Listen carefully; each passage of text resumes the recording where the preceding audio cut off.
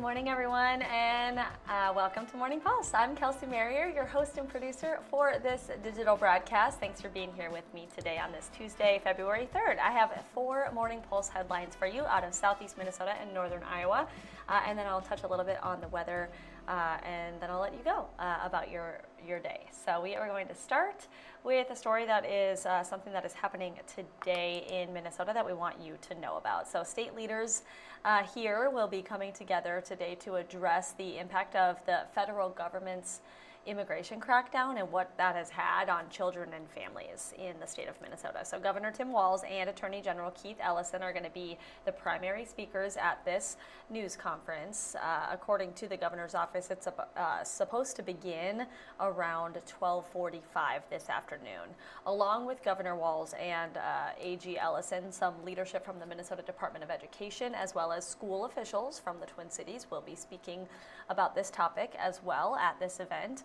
You can look for coverage of this on air and on our digital platforms for KTTC. Again, that is slated to get underway at around 12:45, and we will look to bring you coverage of that later today. Next up, we have something that's actually happening right now. Rochester's business community looking to the future at the 2026 Economic Summit. This is an annual summit. It offers a close-up look at how the city's economy is doing as we kind of get started into a new year. And it also gives a snapshot of the year ahead for the regional and national economy. Like I mentioned, this summit is currently underway down at the Mayo Civic Center in Rochester. At this event, there are several panel discussions, some insight shared into economic trends that are impacting local businesses, as well as a presentation by the Rochester Area Chamber of Commerce, kind of about the business outlook survey that it puts on. So again, this is happening right now at the Mayo Civic Center. You can look for an update on what took place and what kind of information came out of this year's Economic Summit on our noon news today, as well as on our website, kttc.com. Our third Morning Pulse story for you today is a traffic alert that could impact your evening commute, so we want to let you know about that. It starts at 8 o'clock tonight. That's when MnDOT crews are going to begin placing beams on the I-90 bridge over the Cedar River in Austin.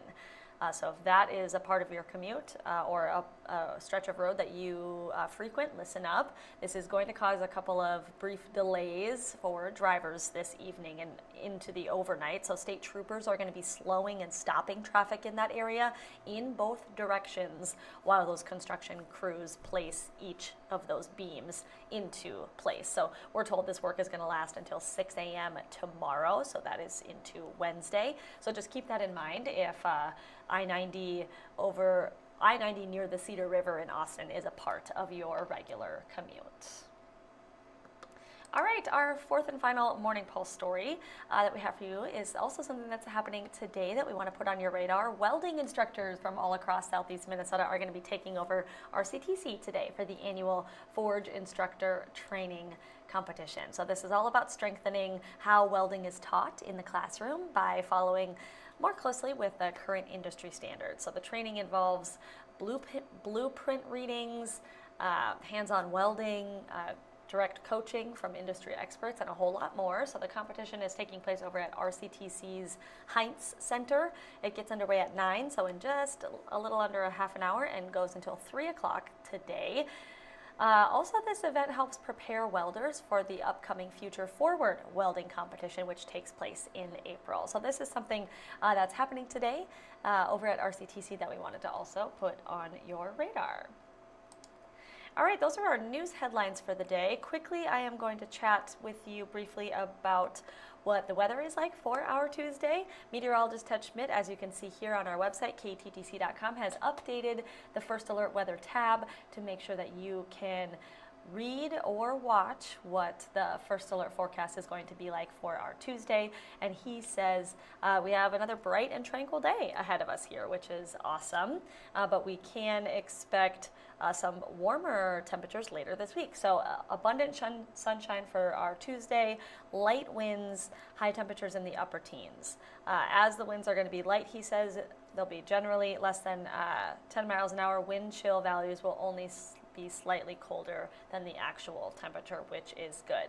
But in the coming days, those high temperatures are going to warm from the teens into the 30s, which is a good thing. That is, we haven't seen high temperatures in 30s above zero in several weeks. So it's definitely welcome news for mostly, I would say, most people after kind of that cold stretch of weather that we had been experiencing. So that is your weather report as well as your local news headlines on this Tuesday, February 3rd. Hopefully this was helpful for you. And feel free to come back to our live stream at 9 a.m. Where we will be carrying a sentencing that's happening live for you this morning about a man from Garner, Iowa, who is going to be handed down his sentence from a judge in an attempted kidnapping case that took place last spring. So that's happening at 9 a.m. and we will carry that sentencing live for you right here on our KTTC live stream. All right, that's all I have for you today. I hope you have a wonderful rest of your Tuesday.